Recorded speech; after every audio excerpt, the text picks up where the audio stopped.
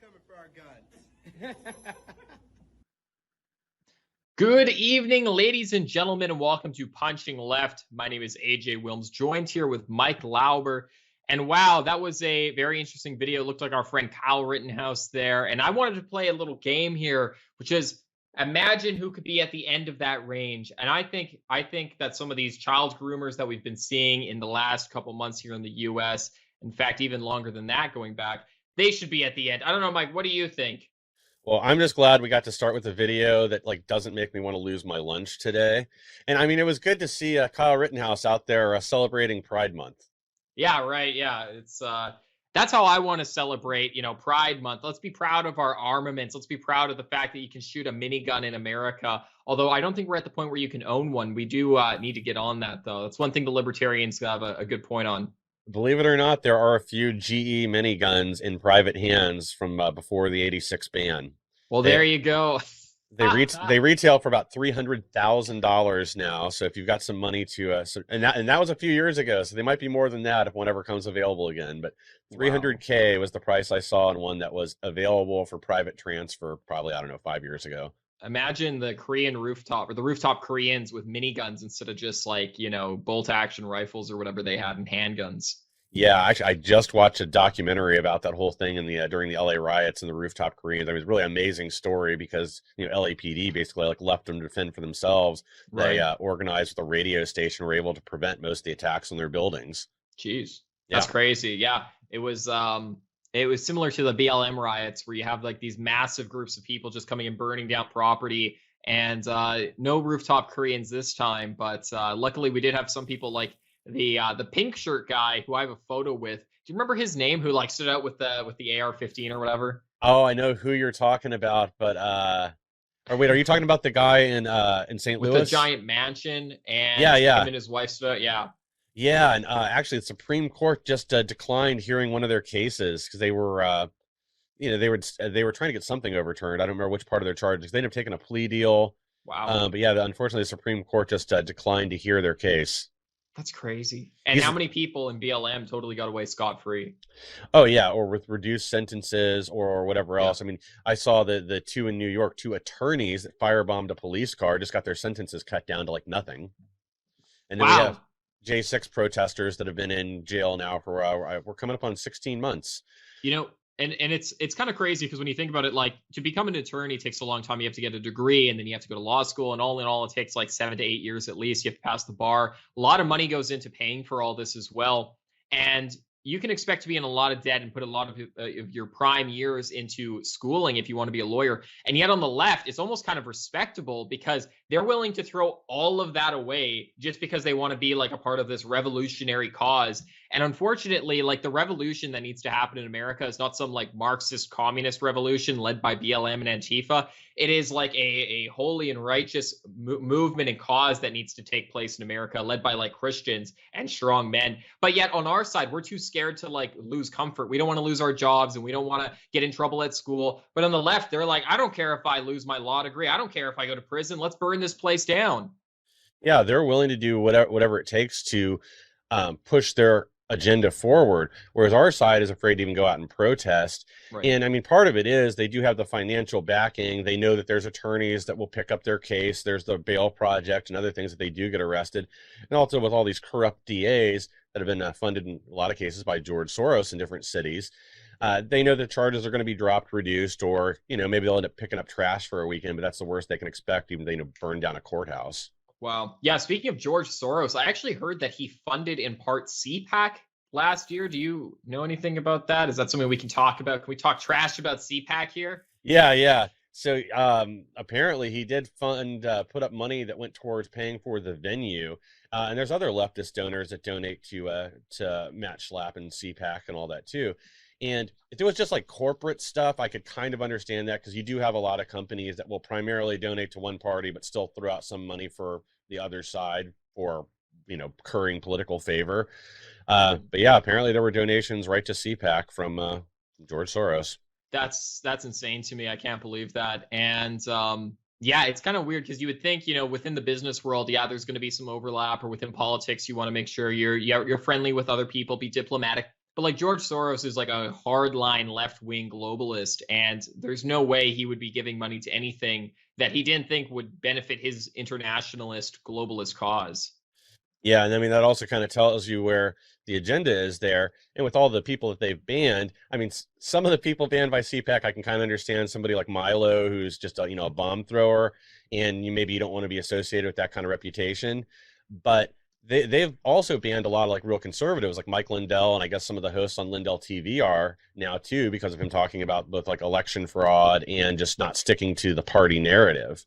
Right. Well, there's a number of people that are banned from CPAC, including people like Gavin McInnes or Elijah Schaffer and many others. And, some people, I don't think those people you just mentioned are really that controversial. I kind of get like the really controversial people, they're bad for business. You think they might go there just to stage like a protest or whatever. I kind of get the business aspect of like, okay, these are troublemakers, keep them out. But it seems like the majority of right-wing people they're keeping out, like the people we just listed, like a lot of them are just trying to be there because it's a political event and they're trying to network just like everyone else, and they're not going to cause any scenes or anything. It's actually quite the opposite. Yeah, I don't see what the valid reason would be for wanting to ban like Elijah Schaffer, especially. Again, host over at The Blaze, has a pretty big following, and I kind of see him as more on like the cutting edge of like the younger movement with conservatives right now and where the party's headed, and somebody that kind of gets it, that's thinking outside the box and outside of conservative ink. And same with Mike Lindell. He's building his own network, on a free speech platform where they're not afraid to talk about different things. And that's really what we need. We need to get away from being so reliant on the mainstream media and the old establishment and create our own parallel system and parallel economy. Right. Yeah, absolutely. Well, not everything is terrible with conservatives. We also have our fair share of terrible people on the left, as many of you know, and that includes Burger King again. Yeah, I guess they couldn't leave well enough alone. We had the drag queen with the Burger King last time, and now they've got the gay pride Whopper. It comes with 2 buns, either 2 tops or 2 bottoms. They debuted this in Austria. Wait, that's real? Oh my gosh. Yeah, no, this is real. I thought that was a joke you were making. No, it's real. They debuted this in Austria. Wow. I don't even know what to say about this, because again, like, I would believe this was a joke if somebody sent it to me until I went and like looked it up. And yes, real marketing material.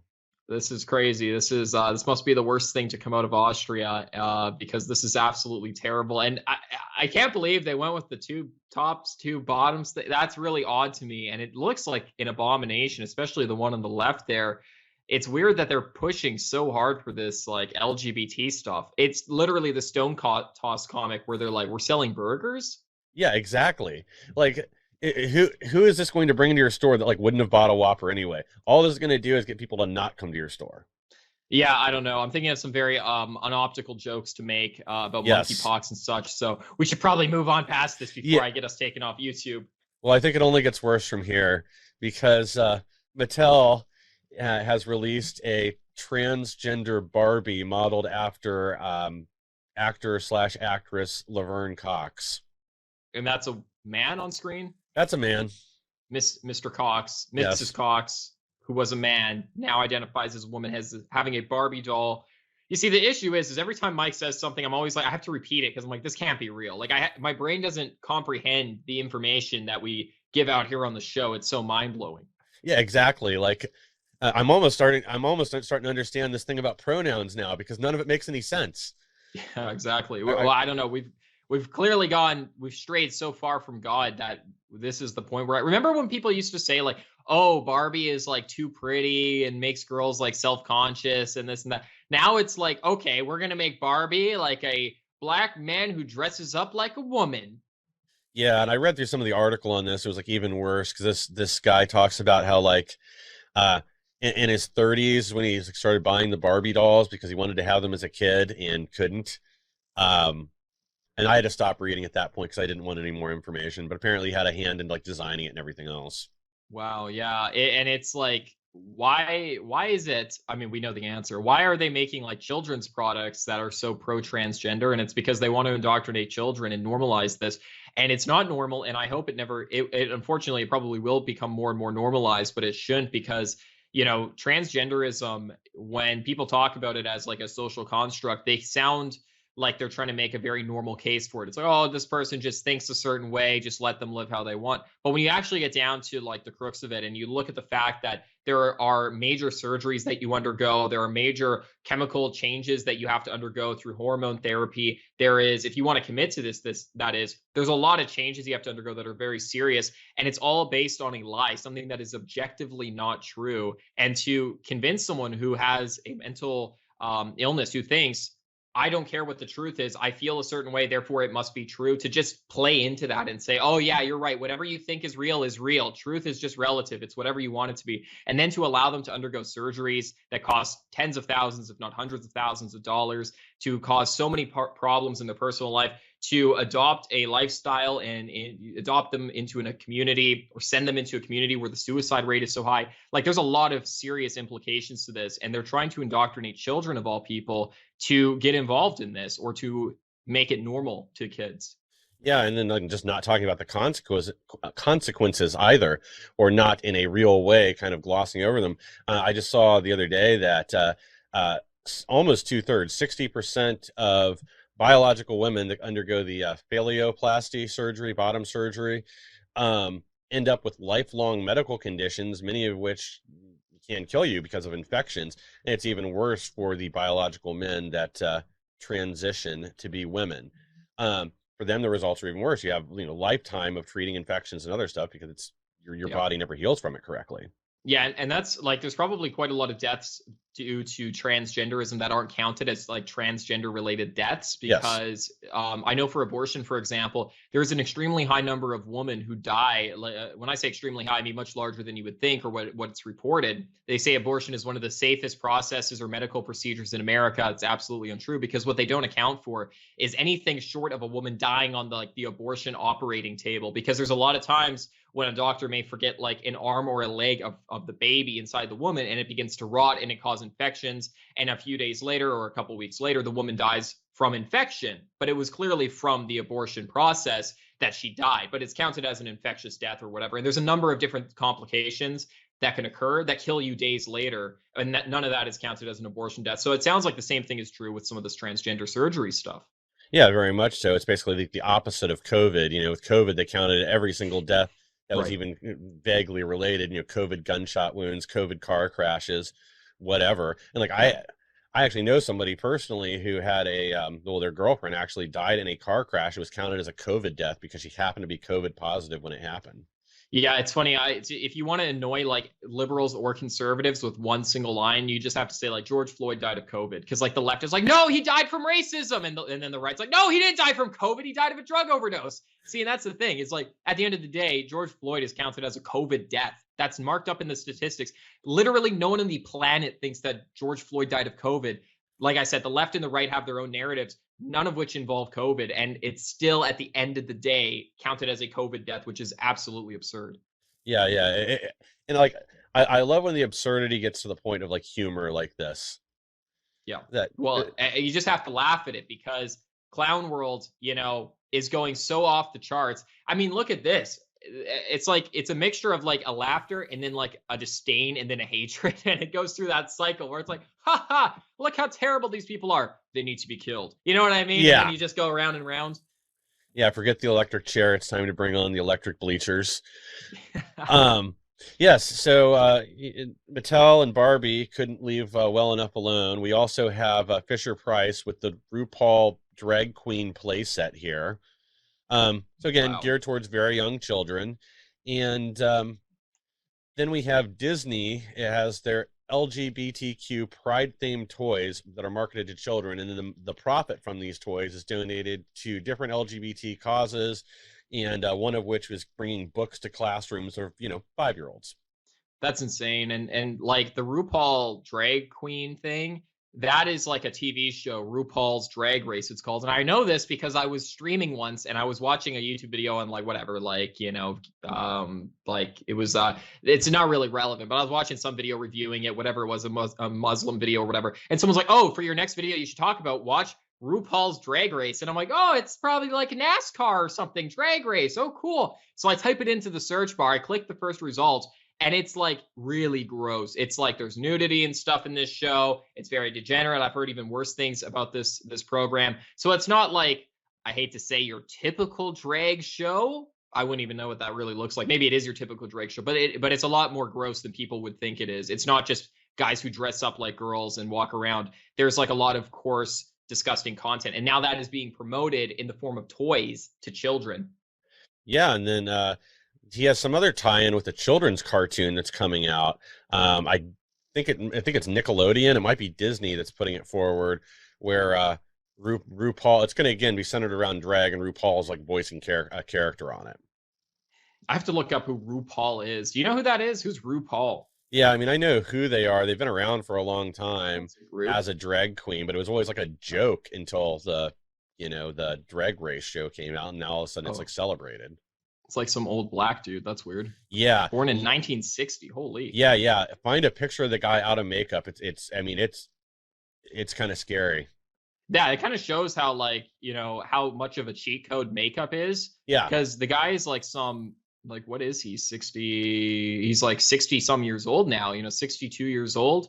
And when he puts all this makeup on, he looks like some like 20-year-old black woman, and it's crazy. That's why, when a woman wears all this makeup, you never know if she's actually that attractive underneath the makeup. You know what I mean? That's why I like my girls plain. I don't like them with all the makeup, because you could turn a 60-year-old black man into what looks like a 20-year-old black woman with enough makeup.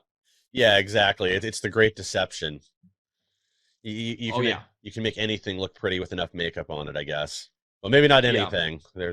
There is that expression that like if you put lipstick on a pig or makeup on a pig, it's still just a pig or something like that. Lipstick on a pig.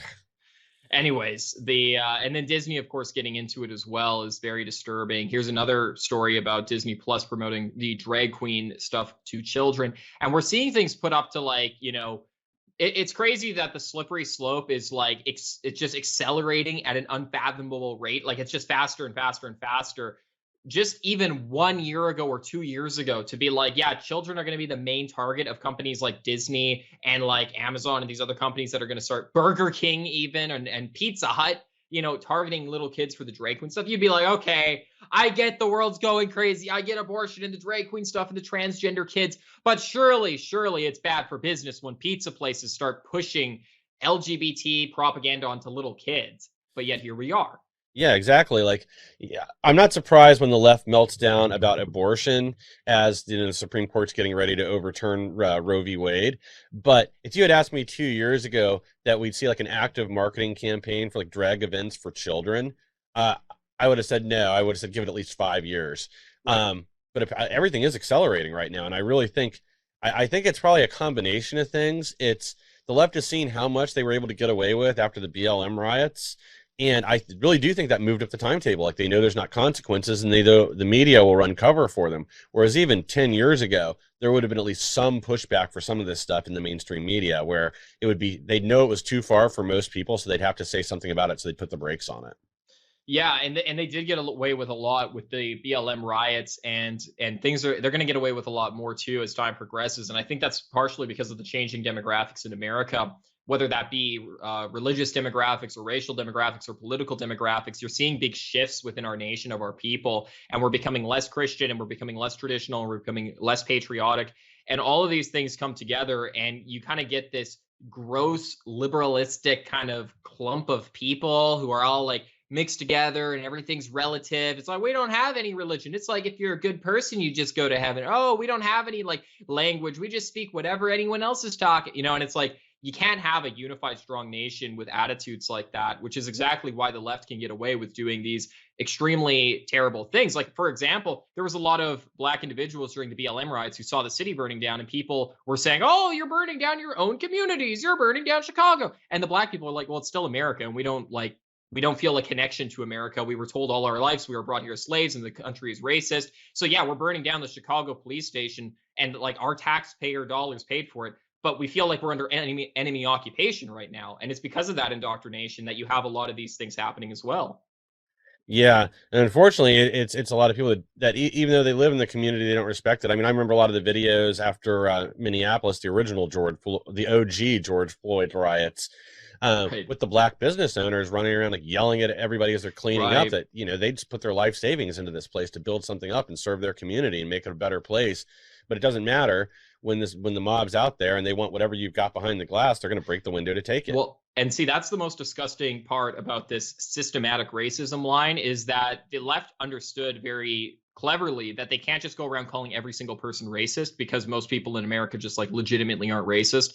So what they do now is they say, okay, we're not going to call like you racist as an individual. Now they still do, but the smart people don't say like you as an individual are racist. They say you contribute to a racist system. So like the black business owner, well, how can a black person hate other black people, right? Well, no, he's contributing to the system of racism. So he's just as bad as like a KKK member or whatever. And it's sick, because what they do is they take all personal responsibility off of you. So it's like your actions mean nothing to them. It's all about where you are in life. And if you are benefiting from America, as everyone who works hard should be, then you're a bad person, because you're benefiting white supremacy and you're helping white supremacy and it's helping you. And that's like one of the most dangerous parts, in my opinion. It may sound a little contradicting that it's like personal responsibility being taken off people is bad for them, but it is, because most people, if they were responsible for their own actions, wouldn't be getting in any, they wouldn't be getting as much hate as if they're just seen as a part of a larger system.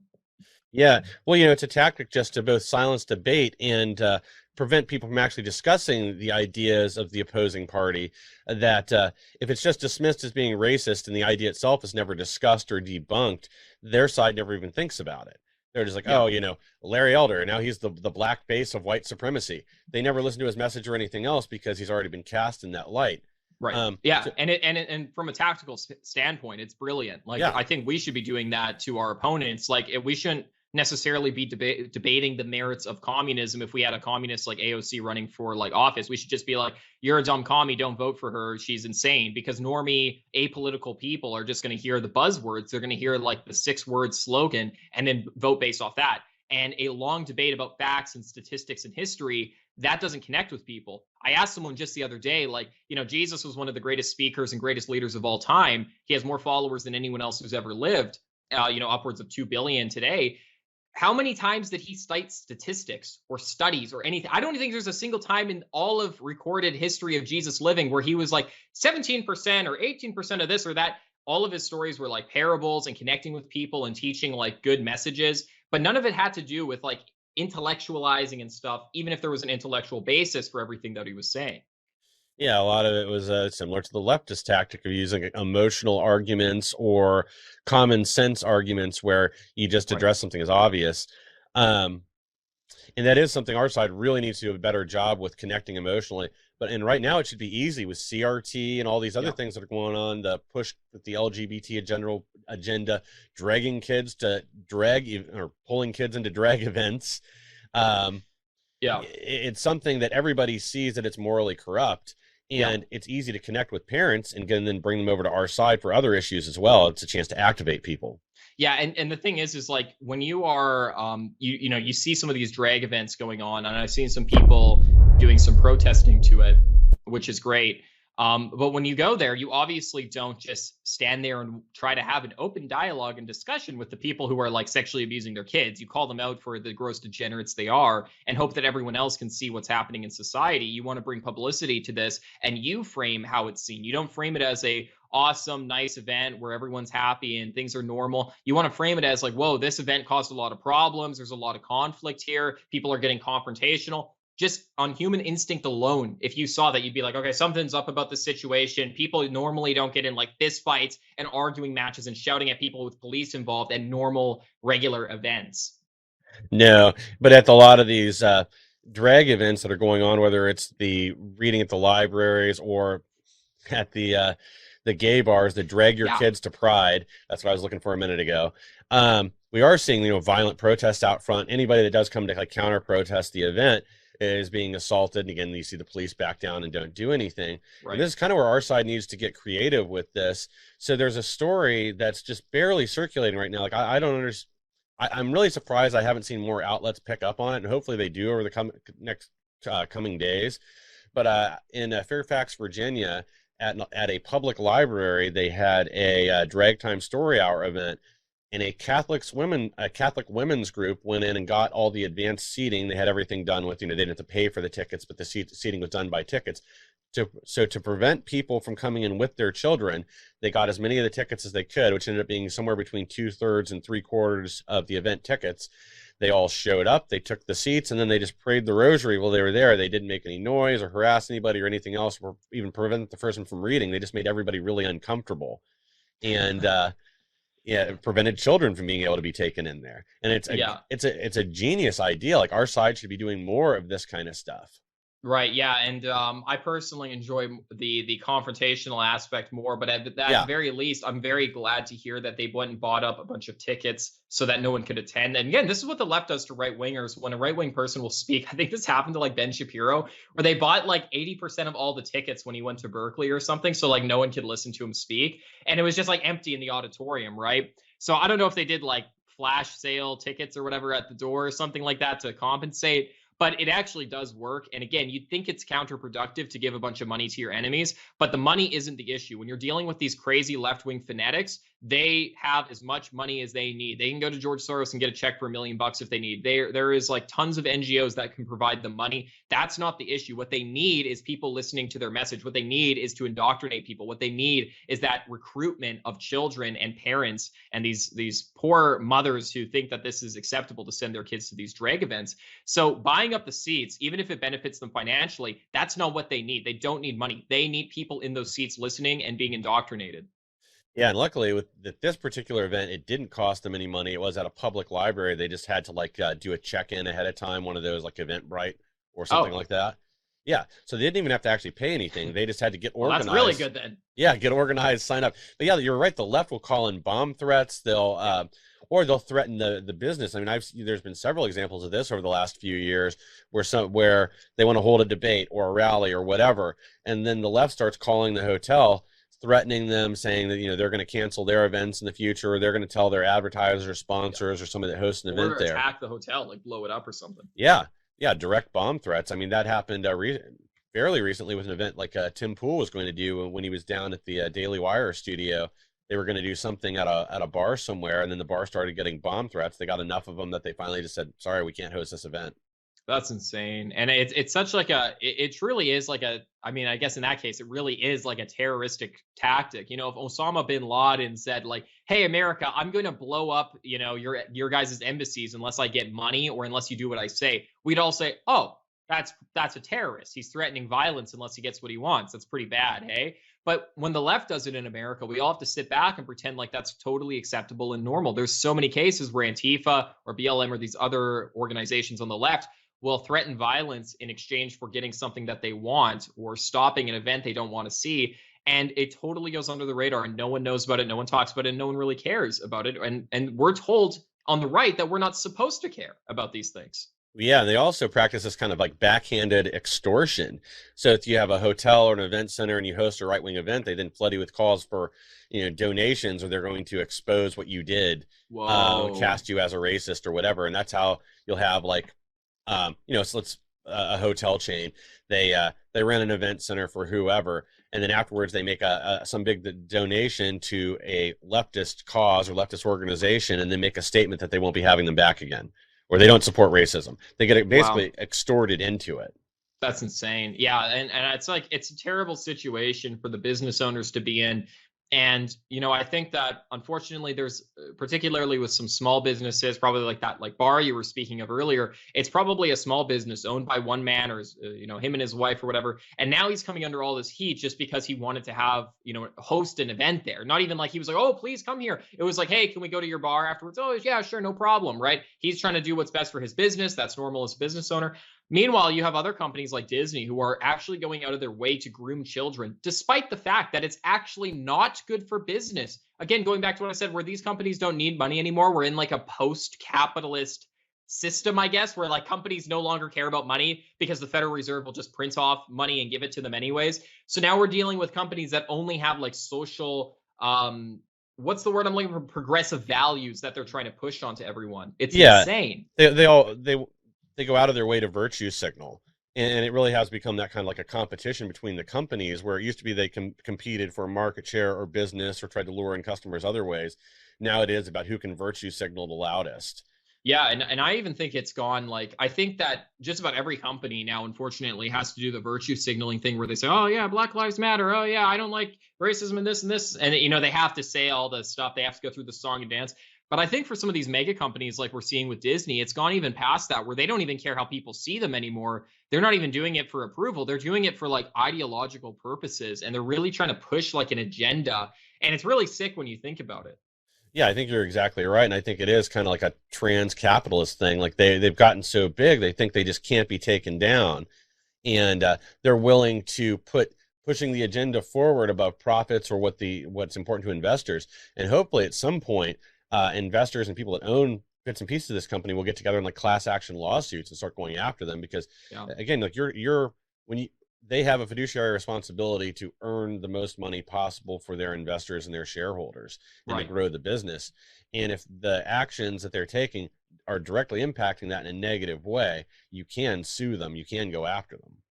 Yeah, and there are a lot of examples where corporate heads and executives, they actually know that this stuff is like bad and they don't agree with it on a personal level, but they're these like parasitic internationalists who are like, yeah, like abortion's wrong and killing babies is obviously evil, but it's not like my daughter's getting one, like who cares? Like they think through these things, like, look, I mean, hey, if we can make a few extra bucks, or hey, if we can like set the agenda in a way that we can get more investors, we'll just do it anyways. Like they're truly like sociopathic. I actually read somewhere that something like 80% of like executives in companies in America have like sociopathic tendencies or something. It's like an outrageous number, which you might need to be able to fire people and to make these decisions that impact people in a negative way. But you have to do it all just for your goal, which is obtaining more money, or like we said, maybe even something ideological. But the point being is like there's a lot of companies who have said things like behind closed doors where they're like, look, we don't give a crap about trans rights, but we have to say it because we need investors, and that's what the big thing is right now. Or they'll say like, look, we know the advertising is cheesy, but this is how we can manipulate like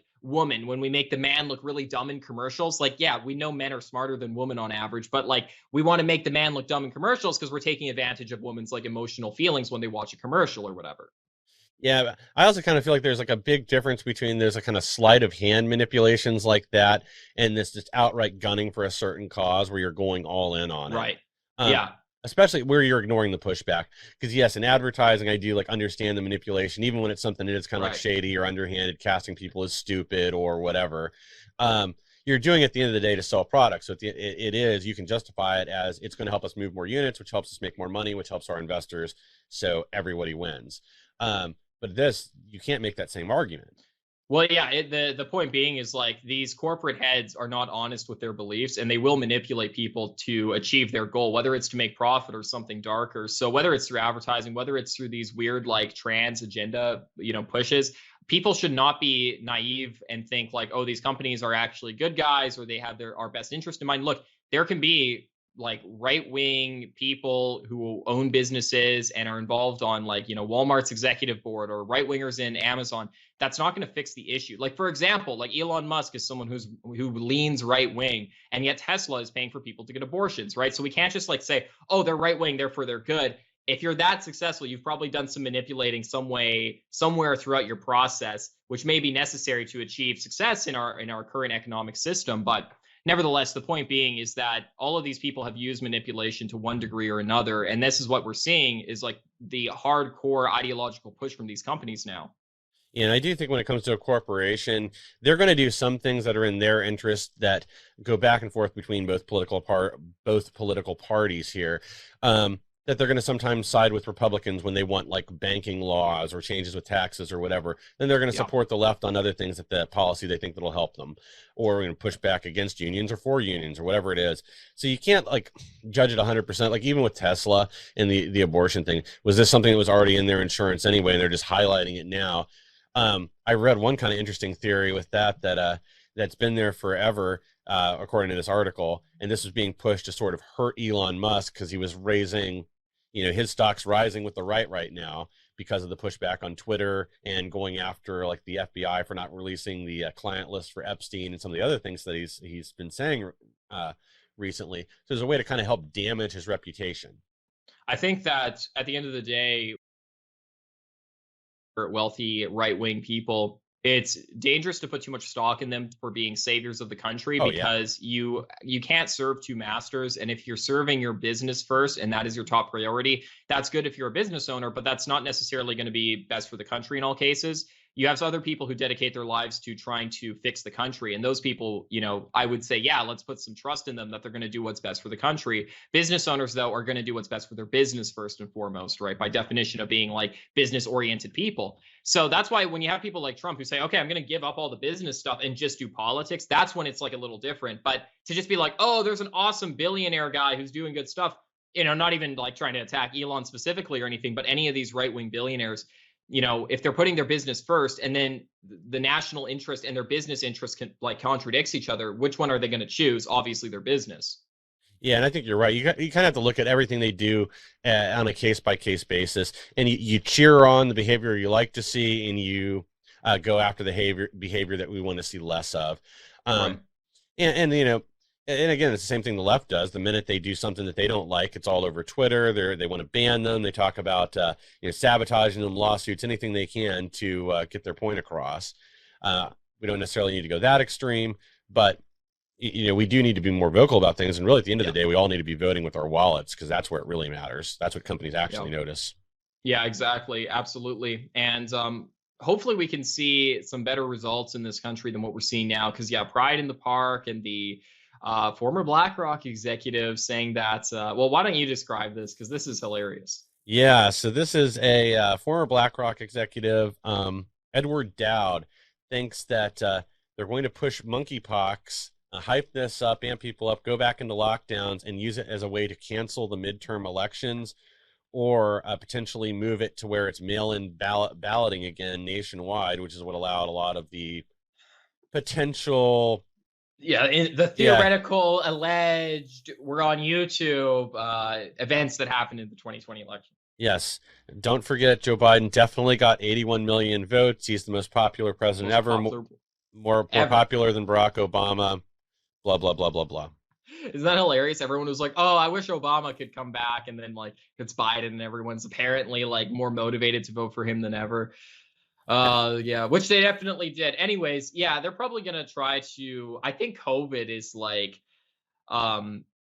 they're kind of beating a dead horse with that one. I even went into, a very large university just today. I was on my old university campus, super, super liberal campus. No one had masks on, not even inside the buildings and stuff.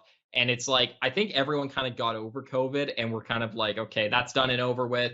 No one really died. I still ask people when I meet them, did you have any family members who died who weren't 80 years old or overweight or whatever?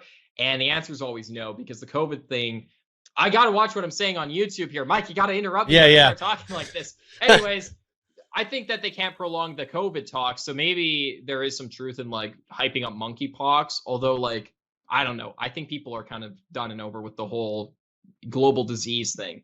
Yeah. I think if they can get people to buy it, that this thing is more dangerous, just because this does have physical symptoms you can see. It's not like a severe cold. You actually have bumps and boils and everything else. If it actually starts to spread, I think it will scare people. But at the rates that it's at now, I mean, that's not going to happen before the election. Now, there is another intelligence official, a Lieutenant General McInerney. I can't think what his first name was now. But I just saw an interview with him that he is convinced that midsummer we are going to have some other type of biological event, and that will be the catalyst. But he's referring back to, again, World Economic Forum documents and other things that, similar to monkeypox, were talked about a few months ago, and a timeline was given. Wow, so, interesting. We'll see. Yeah. I don't know, man. It all seems really weird to me. I actually watched a World Economic Forum video on YouTube, and they were saying how great vaccines were, and they were saying this is there's three things you can't talk about on YouTube, which is the election and COVID and vaccines, and we just brought up all three in the last 5 minutes. Yeah, but with exactly. The vaccines, they're saying why it's so great if you get all your employees vaxxed. They're oh, they won't call in sick to work as often, and they're less likely to do this and that or whatever. And they were going through basically how to have the optimal slave for your company. And I don't mean to sound like a communist being oh, if you're an employee of a company, you're like a slave. But I was really thinking the other day when I was watching this World Economic Forum video, they were like, oh, if they don't have families, that's good. If they don't have kids, that's good. If they have abortion, that's good. If they get vaccinated, that's good. If they do all these things that it's like a left-wing agenda, then they'll be like the optimal employee, which is just to say like the person who can spend the most amount of time under the supervision of an employer as possible. I was thinking about like, well, what is real slavery like in America? Like you do all this work, but then you get like your house paid for and your food and stuff.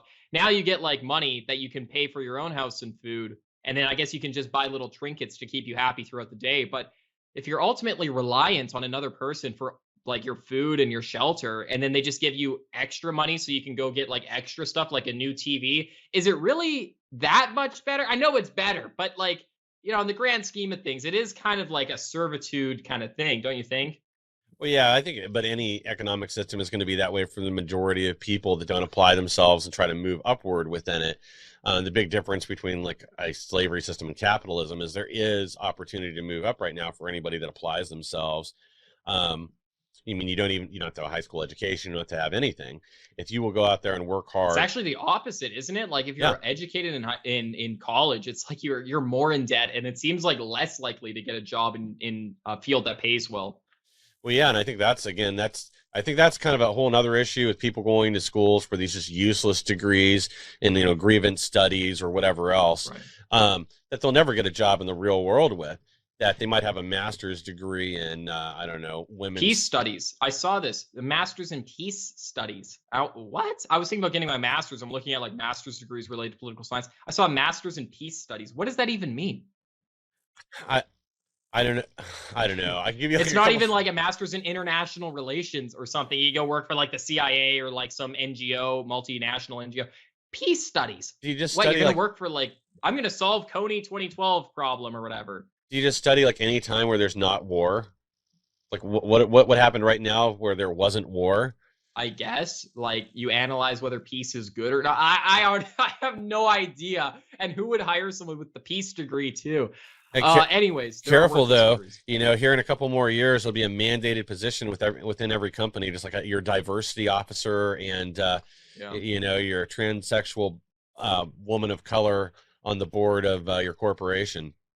Yeah, well, things the corporate world is not going so well, and that's my skepticism with capitalism. I used to be like the most hardcore capitalist, like TPUSA, Daily Wire Watch and libertarian. But then I started just looking around at what the companies are doing and how much they hate me and my family and my people. Like they want to give my future daughter an abortion so that she can work more, and I'm like, to me, like that's like worse than I don't know, like that is a very, very bad situation to be in. Yeah, well, this is the thing though, like we don't really have real capitalism here in the US anymore. We have crony capitalism, and especially when you talk with these like larger companies, they all work hand in hand with the government, or when they step out of line, the government turns against them.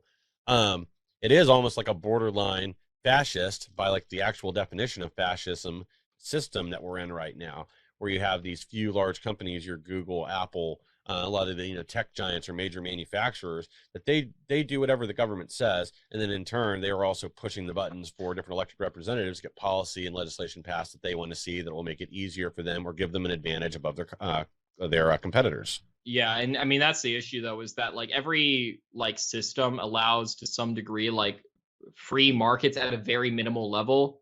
So like even like Karl Marx, I guess, wrote about how there can be like limited free market enterprise like between single individuals, but the workers still need to control the means of production, right? But as far as like trading milk with like, with your neighbor for wheat or whatever, and then, becoming like the main wheat dealer, that was like acceptable. In fascism, like it's the central industries that are nationalized: banking, media, education, but usually not like the shoemaker's business that's left alone or whatever, right? And it's like in America today, it's almost like you said, it's like a crony capitalism type of thing where it's like all these major corporations, almost like an oligarchy, run the country. And something I've said before is like the people who run these companies and the people in government are like the same people, right? Yeah. Even if they're not like literally like the same person, Mr. Smith, they all come from this same class of globalists and they all have the exact same interests in mind. And it's like a revolving door. You can interchange any of these people with each other and they'd be the exact same little worker bee for their interests. And that's the issue with like libertarians, is they categorize government and companies as different, when at the end of the day, it's like people make up companies, people make up the government. And if you can put a congressman in a company and a executive from a company into Congress and they believe the same thing, they're interchangeable. It's just as bad as one another. Yeah, and we see that we've seen this exactly with. I'm trying to remember what pharmaceutical company the guy worked for, but he was a CEO of a pharmaceutical company. Was then not our current head of the CDC, but the one before her. He went right from the running the pharmaceutical company to running the CDC, and then back out Right. to the private sector. Yeah. It is literally a revolving door, and it's the same thing with media and government. We've just had how many people from the Biden regime are now working for like MSNBC and CNN. Jen Psaki just left she's at MSNBC now. I believe so. And that's the thing, like these people are just like quite literally like from the same like tribe of internationalists who go from, like I said, they're like in government, they're in media, they're in academia, and we cut. And again, I don't like categorizing the like, oh, government's bad because they're the ones with the guns. McDonald's is good because they don't have guns and they're a business. No, like if the person running McDonald's is just as bad as the person running the government, they're both bad people. They both want to have me killed. One's going to do it through the guns. The other's going to do it through like, starving me out. Well, and we end up with policy exactly like we saw during the COVID hype when everything was closed. You had, your big box stores, your Walmarts, Home Depots, whatever. They're still open, and all the mom and pop businesses are closed. The restaurants are failing. Right at the start of COVID, there was a little tiny like Asian restaurant that opened like close to where I live, which I was kind of excited about because the next closest one's like in the hood. But they couldn't survive because a few weeks after they opened their doors, COVID started, restrictions. They can't float rent for 6 months like a large company can. Yeah. And who was pushing the most for the COVID stuff? It was like mega corporations and the government, the exact same rhetoric being used by both. And it's because I don't even think it's necessarily like they work hand in hand, although they do. I think it's more so they're just made up of the same people who are like these opportunists who just want to take advantage of the working class, milk them for everything they have, turn them into slaves so they can be the rulers. Yeah, well, they have common interests at the end of the day, whether they communicate or not. Right. Amazon getting bigger, not paying taxes because of all their abatements and everything, but that's good for the people that are in power. It also centralizes things. There's less little corporations or little things for them to worry about. And again, that's if you're in government, whether you're in government or whether you're that company, it's good for both of you. Well, yeah, I mean, look, like the Democrats want more immigration because immigrants overwhelmingly to the tune of upwards of 70% vote Democrat once they're naturalized, right, and become citizens. So the Democrats have an interest politically in allowing mass migration. And then so they're not going to go after the businesses who are bringing in all these immigrants for valid, good economic reasons that most of the country's okay with. The Republicans are going to like bow down to the companies because the companies are their biggest donors, and the Republicans are running on low taxes for businesses and like supply side economics and stuff. Not that supply side economics is wrong, but they're certainly helping out the companies quite a lot. So you have these companies propped up from both parties. Neither of them are going to stop them from their goals, and they are inherently globalistic. Again, their first interest, and really their only interest and top priority in mind, is what's best for business, what's best for my ideas, what's best for me and my agenda or my group. It's not what's best for America. Well, when you have like unfettered immigration like that, where you're just leaving the borders open, it isn't real supply side economics because it's artificial, because now you're artificially depressing the average wage because you have all these people coming up from South America or wherever that are willing to work for less than the market rate, which then pushes the wage down and keeps Americans out of the workforce. The American will go, I don't know, pick lettuce and rutabagas for $15 an hour, but you've got a migrant that'll do it for 10. They're going to hire all the migrants, and then everybody that has worked in that industry, they're going to go somewhere else, or they're going to be forced to because they can't afford to take a 1/3 pay cut to do the same job. Yeah, and people get mad when you say invasion, and I think Trump was correct in his language when he called it an invasion, because if you look, an invasion isn't always with like guns and stuff, although there are a lot of guns and drugs and crime that are being brought up from the southern border. But if you also look at on a more economic level, there is an invasion, not just with depressing wages, but in certain fields. I read just yesterday, Pew Research did a study on this. Something like 70% of hospitality workers are immigrants. And I'm like, whoa, like not even just like their parents are immigrants, but 70% are immigrants. And in agriculture, it's something like 68%. I mean, just amazing numbers like that are so huge, right? That it's like, wow, this really is an invasion when 70% of an entire industry is not American in America. That's pretty big. Yeah, and I mean, I would definitely believe it because they're both type of roles, and this isn't an insult to somebody that is in like the hospitality industry, but they're low skilled jobs. They're jobs that you can train anybody to do in a short amount of Yeah. time, and then they can go out and do it continuously. You don't even need to speak English. Yeah, exactly. If you're just, picking lettuce or whatever, Yeah. you don't need to be able to speak the language. Or if you're the company, you can hire one or two people that speak Spanish. Like when I was in Right. staffing, we used to do this all the time with different companies that they would hire one person as a translator, and then we could bring in like an immigrant population that, in our case, it was people that were here lawfully, but that would be what they do. And it is, again, like kind of, it's both cheating the system because you can get this immigrant population to go do it for less money than an American would. Otherwise, they wouldn't have the job openings. But yeah, it keeps things down. It benefits the company ultimately. Yeah. Well, and that's the thing is the company would have, if Amazon could have its way, it would have no borders at all because they want to have wages at like $1 an hour or whatever, like it is in many of these other countries in the world, or where it's like $1 or $2 a day, like it is in places like India or China. And the reason why that is partially is because their populations are so gigantic and the labor force is so huge that if you can go work for some big American company, they can treat you like complete garbage. They don't need to give you like air conditioning when it's 110 degrees in the factory. I saw a video on TikTok of people who work for Shein. It's like a clothing online app or whatever. And they're writing, like these workers in China and Bangladesh and India, they're writing on the receipts, like, please help me, call the police, like, please save me, on like the tags and stuff that they put on the clothes. That's how bad conditions are. In fact, with Apple, even the Apple Foxtron company, I think it's called, or do you know the exact name? I'm totally butchering it. Foxconn, I think it is. Foxconn, yeah, it's Foxconn. Yeah. They have these factories where they make like iPhones or whatever in China, and there was like a mass suicide attempt where like 150 employees threatened to jump off the rooftop. And you know what Apple did? They just installed like circus nets around it, like suicide nets. So if they jump off, they just bounce and then they can be pushed back into the factory. That's what they want in America, and they're going to do that no matter how, like, regardless of how likely it is to happen. That's what they're going to push for relentlessly until it does happen. Yeah, and again, this is something that's barely talked about here, but in a lot of these factories like that in China, it isn't just that they are paying low wages or whatever. It's they're literally slaves. Like you go to work 6 to 7 days a week, 12 to 16 hours a day. Then you're shuttled back to your little closet that you live in with 16 other people on your bunk beds. You have no space, no privacy, no anything.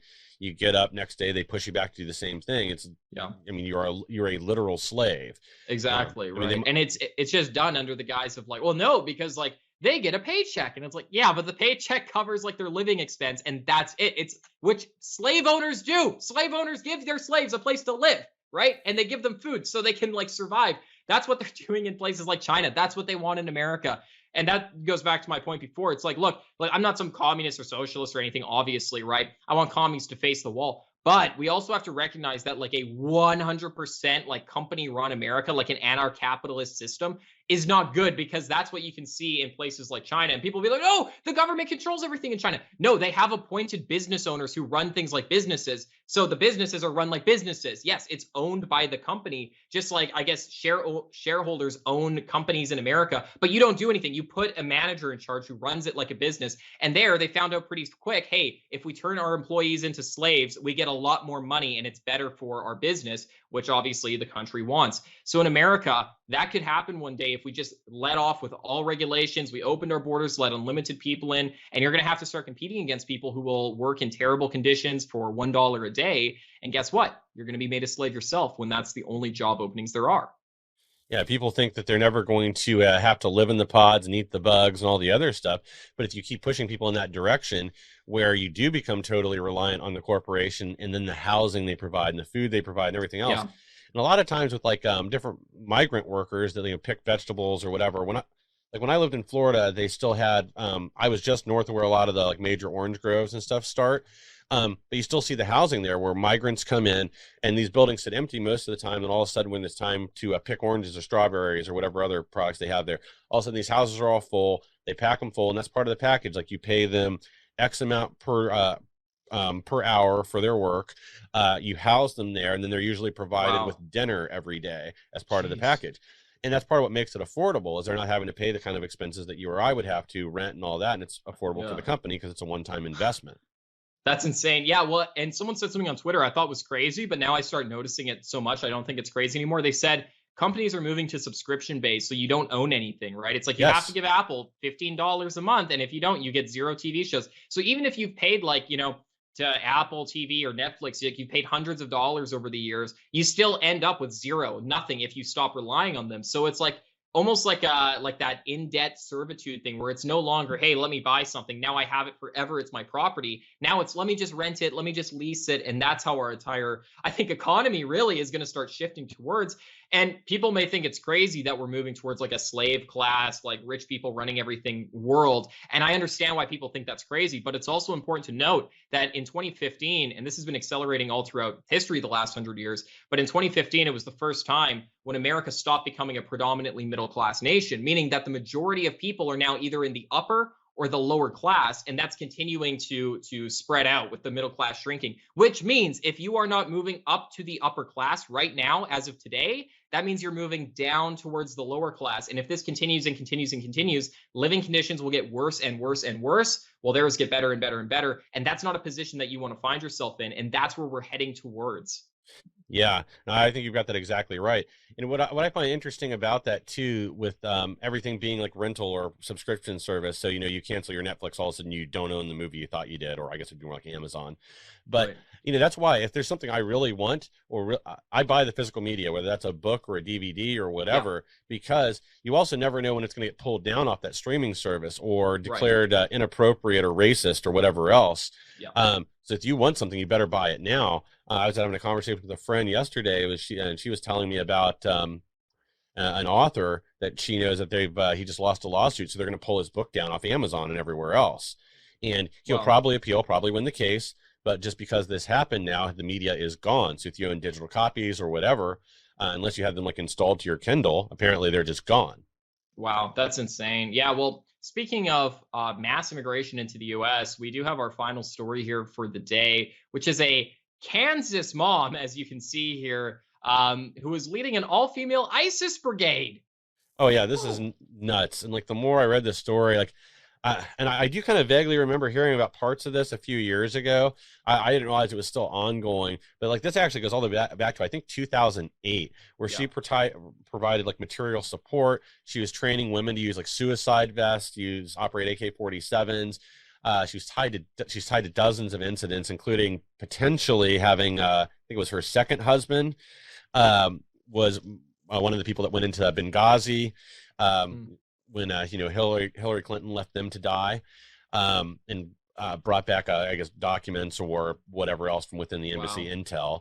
But yeah, like long sordid history, and again, like I don't remember seeing this highlighted very often at all. I kind of think I'm misremembering stuff when I was going through there. I didn't have time to go and really research it. But yeah, this is breaking news, and I believe she wasn't training like fellow Kansas moms to be like ISIS fighters. She flew to the Middle East. She lived in Egypt for some time and was training people from all over Iraq, Syria, I think Yemen, Saudi Arabia, like all these different countries in the Middle East, providing material support, training support, financial support to these organizations. And I don't know how it took the U.S. so long, because this has been going on for like over a decade.